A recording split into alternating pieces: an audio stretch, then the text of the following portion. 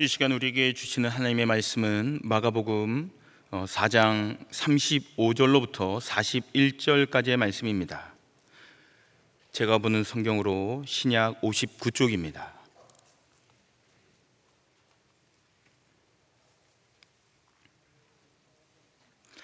마가복음 4장 35절로부터 41절까지의 하나님의 말씀을 받들어 봉독하겠습니다.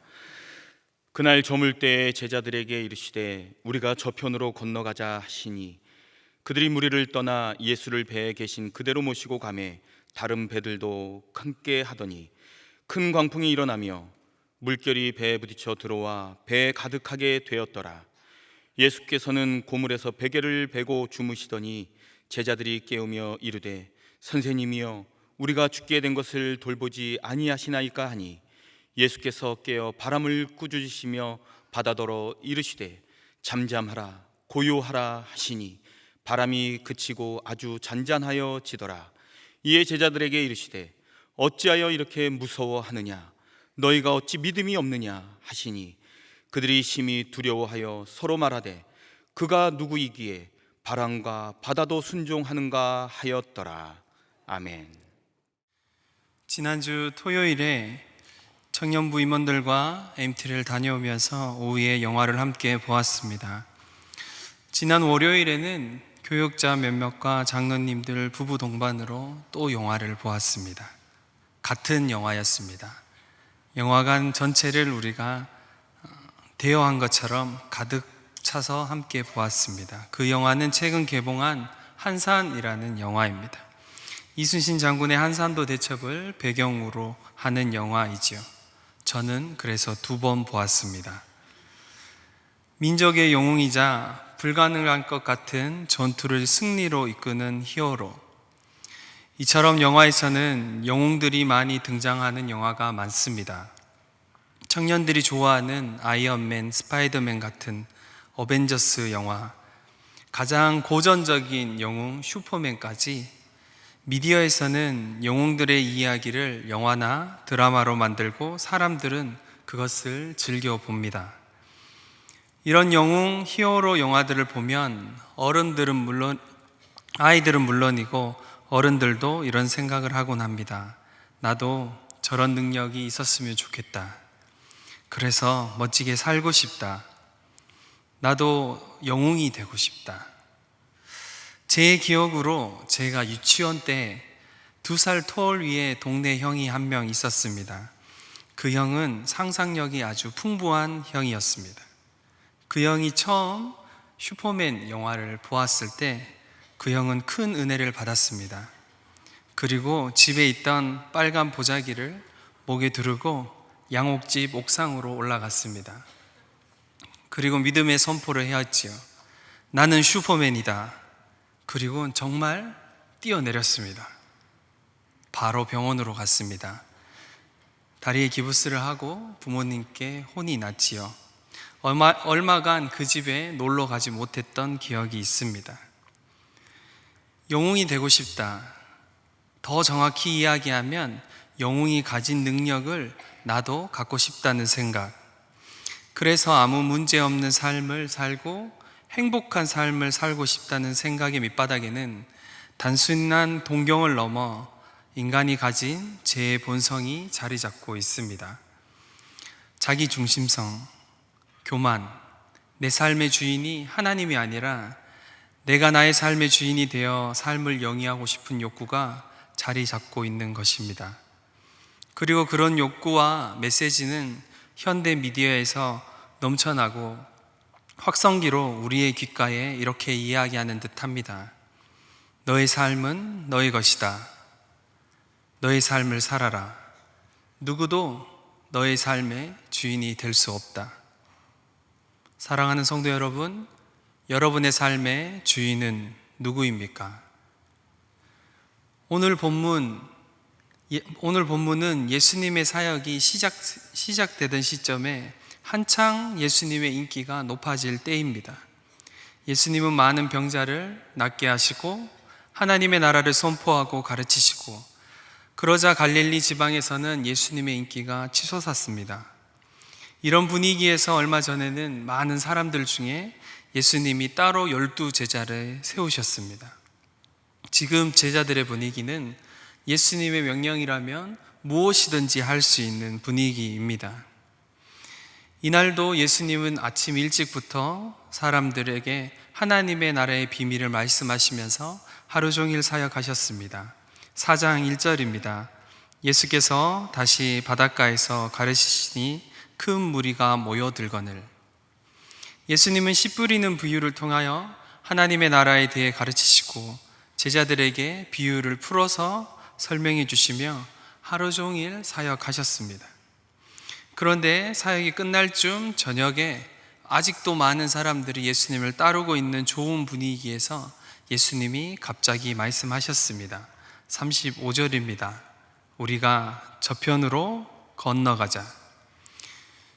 제자들은 당연히 망설임 없이 예수님을 배에 태운 그대로 건너편으로 노를 젓기 시작했습니다. 그런 가운데 해가 지고 어둠이 갈릴리 호수에 내리기 시작하였습니다. 여기에서 갈릴리 호수에 대한 이해가 조금 필요합니다. 갈릴리 호수는 해수면보다 210m나 낮은 곳입니다. 남북의 길이가 21km 정도 되고 가장 넓은 폭은 12km 정도 되는 아주 큰 호수입니다. 북쪽에 있는 헬몬산, 높은 산에서 불어오는 차고 건조한 공기가 불어오고 아라바 광야 남쪽에서 광야에서 뜨거운 공기가 가끔 불어와서 두 공기가 만나서 우리가 오늘 읽은 광풍이라는 것을 가끔 일으키기도 하는 곳입니다. 오늘 갈릴리 호수에 대해서 볼 때 광풍에 저는 집중하는 것이 아니라 다른 것을 더 보고 싶은 것입니다. 그것은 갈릴리 호수의 폭입니다. 조금 전에 제가 12km라고 했습니다. 가장 넓은 곳이. 보통 사람이 서 있는 상태에서 수평선을 바라보면 가시거리가 10km 내외로 나옵니다. 그러니 호수 어디에서나 육지를 볼 수 있다는 뜻입니다. 앞에 보이시는 사진처럼 저곳은 갈릴리 호수 가버나움입니다. 오늘 본문의 배경이 되는 곳이죠. 가버나움 바로 앞에서 바라보시면 약간 흐려서 잘 보이시지 않으실 텐데 수평선 끝에 검정색 띠가 보이실 것입니다. 흐릿하게 보이는 저 검정색 띠가 건너편에 보이는 산입니다.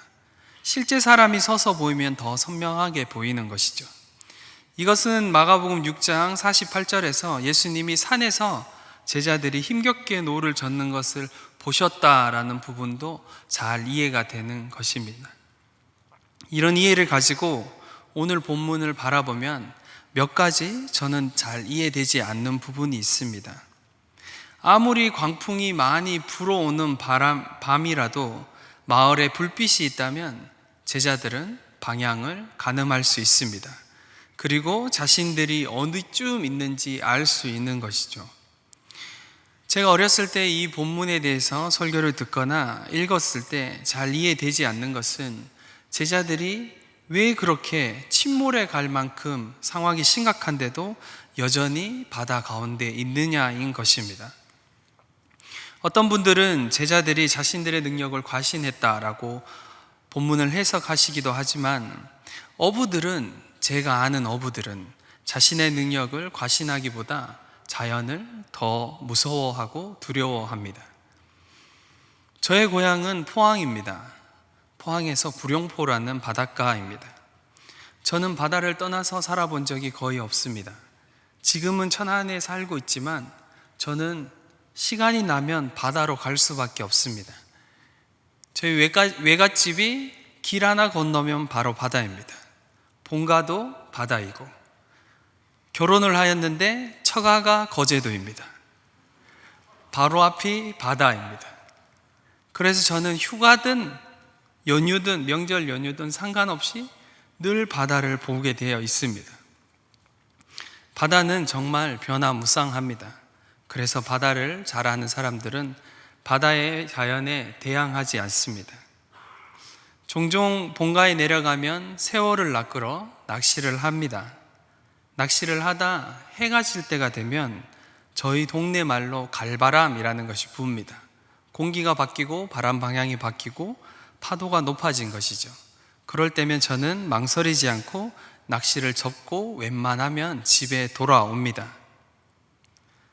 그런 저인데 오늘 본문에 나와 있는 제자들, 그 제자들 중에 절반은 이 바다 갈릴리 호수에서 평생을 어부로 산 사람들입니다. 분명히 이들은 해가 지고 어둠이 내리고 노를 젓기 시작하면서 바람이 이상함을 감지했을 겁니다. 그런데도 이들은 자기의 능력을 과신했다기보단 예수님의 명령 때문에 지금 열심히 노를 저어서 무리인 줄 알면서도 그 명령에 순종하고 있는 것입니다. 이 순박하고 충성스러운 제자들은 예수님의 부르심에 자신의 모든 걸 버리고 예수님을 따랐고, 지금은 예수님의 한마디에 힘들다라는 것을 알고 있지만 건너편으로 가기 위해 힘겹게 노를 저으며 애를 쓰고 있는 것입니다. 오늘 이렇게 애를 쓰고 있는 제자들의 모습 속에서 혹 우리의 모습은 보이지 않습니까? 예수님을 구주로 영접하고 그분을 따라 살기로 결정하고 그분의 명령이라면, 그분을 기쁘시게 하는 것이라면 나의 생명도 아깝지 않고 세상 사람들이 이야기하는 상식보다는 신앙인으로 세상을 살아가며 무리인 줄 알면서도 묵묵하게 그 길을 걸어가고 손해보는 줄 알면서도 그리스도인이라는 이름으로 살아가야 할 때가 있습니다. 오늘 이 이야기에서 우리를 가장 어렵게 하는 것은 광풍을 만난 배에 예수님이 계시다는 겁니다. 그리고 더 심각한 문제는 예수님이 주무시고 계시다는 겁니다. 어떻게 이런 상황에서 예수님은 주무실 수 있을까요? 파도가 이렇게 높은데 물론 주님이 피곤하셨다라고 생각할 수 있고, 그리고 주님이 누우신 곳이 고물, 그러니까 배에서 가장 물이 들어오지 않는 곳이라고 할지라도 잘 이해되지는 않습니다. 우리가 상상력을 좀 동원해서 우리가 영화나 드라마를 찍는 카메라 감독이라고 생각했을 때 제자들을 향해서 카메라를 돌리면 제자들이 찍고 있는 영화는 재난 영화입니다. 파도가 치고 광풍이 불며 소리치면서 웅장한 음악과 힘을 내라 소리치며 젓고 있는 제자들, 바로 카메라를 돌려서 예수님 쪽으로 돌리면 잔잔한 음악과 평안한 요람에서 주무시고 계신 예수님이 연상됩니다. 이걸 어떻게 이해해야 할까요? 제자들도 아마 이해할 수 없었을 것입니다. 우리가 이렇게 열심히 노를 젓고 애쓰고 있는데 건너편으로 가자고 하신 분이 알아서 일어나셔서 상황을 정리해 주시든지, 그게 아니라면 일어나셔서 수고하고 있다, 조금만 더 가자, 힘을 내라, 격려라도 해 주셔야 하는 것 아닙니까? 우리를 부르신 분이 예수님이시고 내가 이렇게 열심히 세상에서 그리스도인의 삶을 살고 있으면, 그리고 주일 예배는 빠진 적이 없고 교회 사역이라면 이렇게 열심히 사역하고 있다면 하나님이 나의 삶의 모든 것을 채워주셔야 되는 것 아닙니까?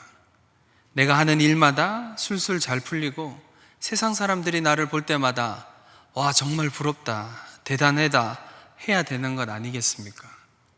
이게 아니라면 예배를 드릴 때마다, 기도할 때마다 하나님의 은혜가 폭풍수처럼 우리의 삶에 쏟아지거나 영적인 은사가 풀어져서 기도하면 즉각 하나님이 응답해 주셔야 되지 않겠습니까?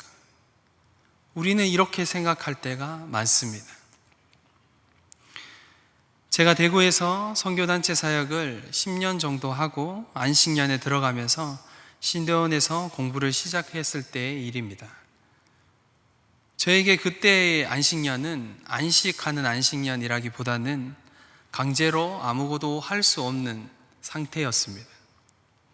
그래서 저에게는 우울감이 많이 밀려왔고 재정은 재정대로 어려운 상황이었습니다.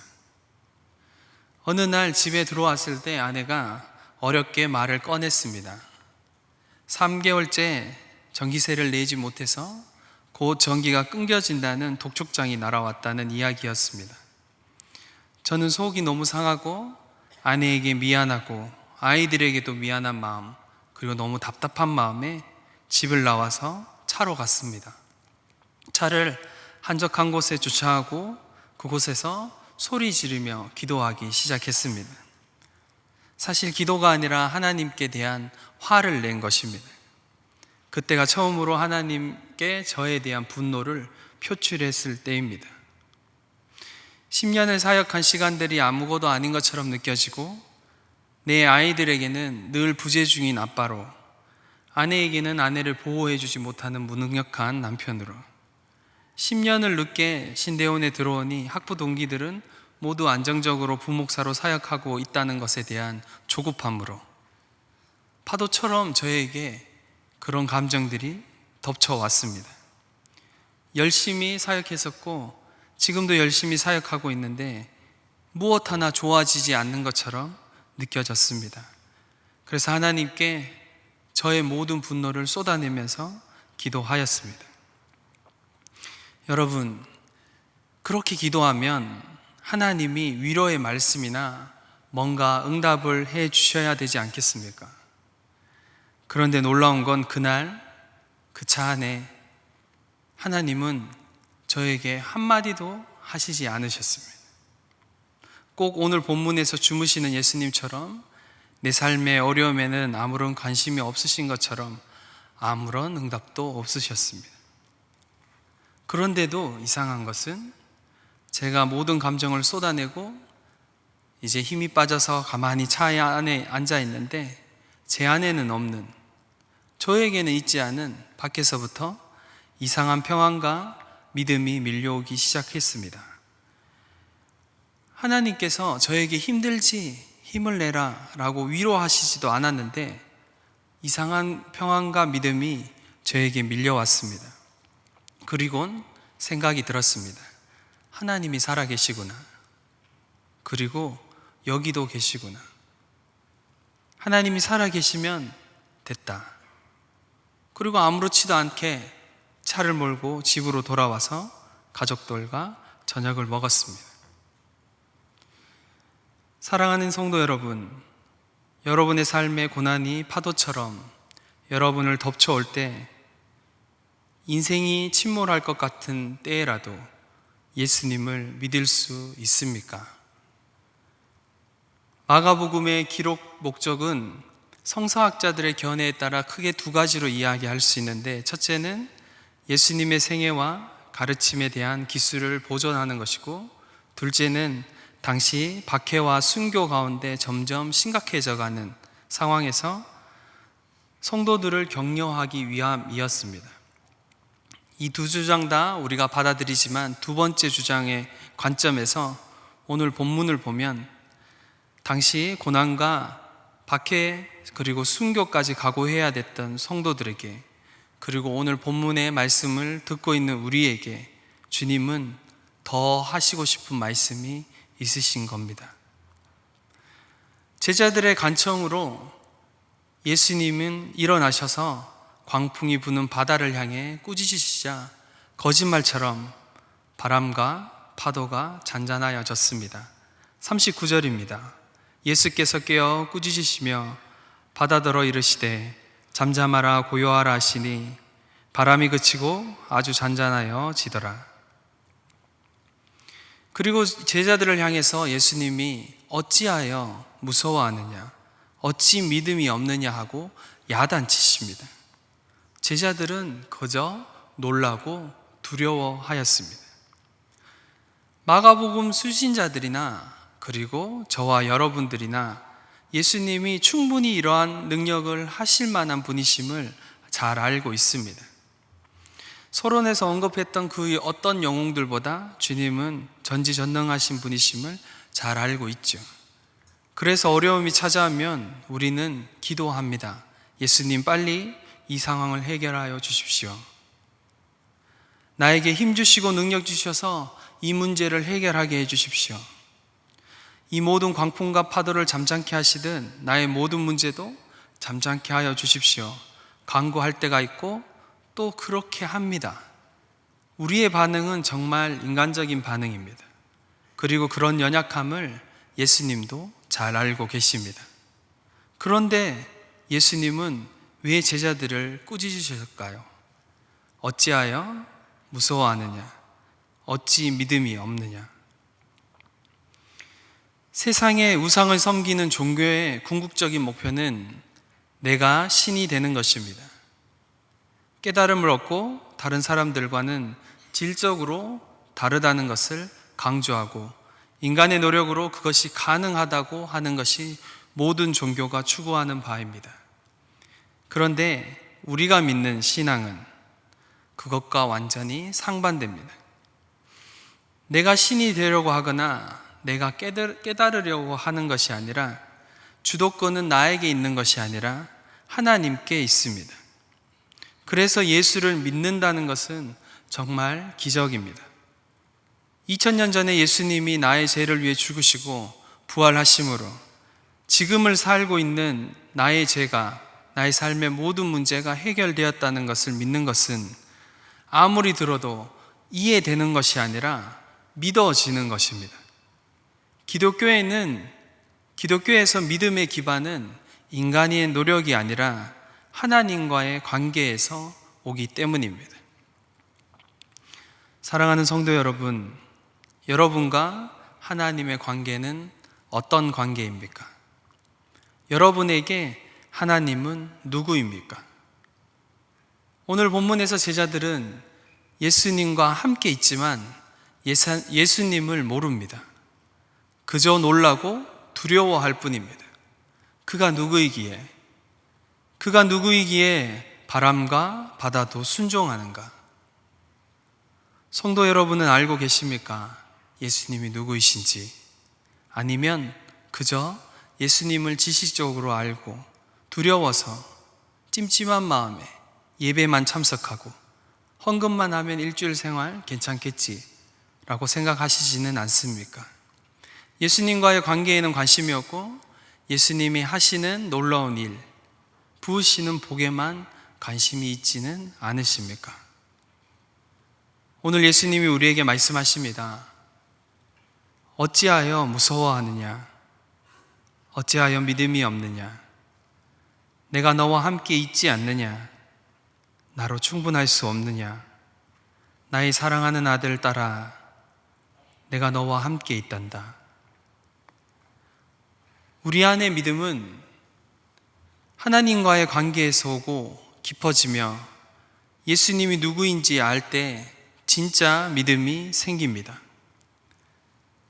진짜 평안이 우리에게 찾아오며 우리의 삶을 다스리게 되는 것입니다. 제가 안식년에 대한 기억으로 나쁜 기억만 있는 것이 아니라 안식년을 시작하면서 가장 좋았던 것은 거의 매일 저녁을 집에서 아이들과 같이 먹는 것이었습니다. 일주일에 한 번은 가족들과 함께 산책하면서 동네 한 바퀴를 돌고 아이들과 탐험하는 시간도 가졌습니다. 그때 저는 아들과 같이 손을 잡고 걷기도 하고 그냥 손을 놓고 편하게 걷기도 하였습니다.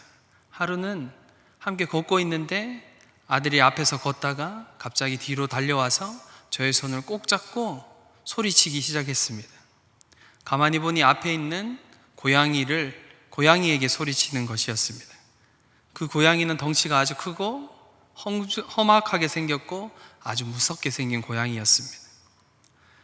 뒤에 쫓아오던 아내가 아들을 칭찬했습니다. 와, 우리 루아 용감하네. 대단하네. 엄마랑 있을 때는 도망치더니 고양이를 쫓아내고 있구나. 이 말이 무슨 말인지 궁금해서 아내에게 물었을 때 아내가 이야기해 주었습니다. 그날 아침에 아들을 유치원 차에 데려다 주기 위해 길을 내려오다가 그 고양이를 만난 것입니다. 그 고양이를 만났는데 처음에 쳐다봤는데 고양이가 도망치지 않는 것이죠. 그때도 그 고양이는 험악한 표정으로 아들을 주시했습니다. 그러니 아들과 아내는 무서워서 피해서 내려갔습니다. 여러분, 저희 아들에게 어떻게 그런 용기가 날 수 있었습니까? 아침에는 도망쳤는데 저녁에는 고양이를 쫓고 있습니다. 그 사이에 아들에게 갑자기 힘이 생겼습니까? 아니면 고양이가 힘이 빠진 것입니까? 아들과 고양이에게는 아무런 변화가 없습니다. 단 한 가지, 우리 아들에게 아들 옆에 아빠가 있는 것입니다. 여러분, 이것이 성경이 이야기하는 평안입니다. 그리고 믿음입니다. 평안과 믿음의 근거는 나에게 있는 것이 아니라 아버지에게 있습니다. 아버지가 나와 함께 하신다는 것을 아는 것, 믿는 것에 있습니다. 그것이 바람과 파도를 무서워하지 않을 수 있는 믿음입니다. 여러분, 우리에게 저희 아들과 같은 믿음이 있습니까? 하나님 아버지를 믿는 믿음. 제 아들은 자기가 제 아들인지 절대로 의심하지 않습니다. 생긴 것부터 붕어빵이기 때문이고, 한 번도 제 아들이 나는 아빠의 아들인가 아닌가 의심하지 않은 것이죠. 여러분은 하나님의 자녀입니까? 하나님이 나의 아버지 되심을 알고 계십니까? 말씀을 마무리하겠습니다.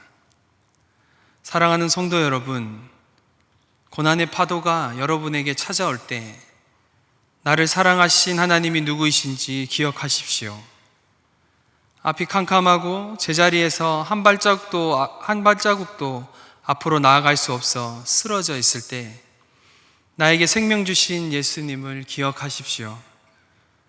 어느 순간부터 예배를 드리고 기도하는 것에 아무런 감동과 은혜가 없다고 느껴질 때 우리를 새롭게 하시는 성령님을 기억하십시오. 어제나 오늘이나 영원토록 동일하시며 변함이 없으신 그 신실하신 성품과 사랑을 의지하여 한 주간도 내 삶의 주인 되시는 예수 그리스도와 동행하며 승리하는 저와 모든 성도들이 되기를 간절히 바랍니다. 기도하시겠습니다. 사랑하는 주님, 내가 주님을 알기도 전에 나를 택하시고 부르시어 하나님의 자녀 삼아주시고 오늘도 찾아오셔서 말씀으로 우리에게 말씀하여 주시니 감사를 드립니다. 오늘 말씀에 반응하여 다시 한번 예수님이 내 삶의 주인이시며 내 삶의 소망이심을 고백하오니 우리를 새롭게 하여 주옵소서.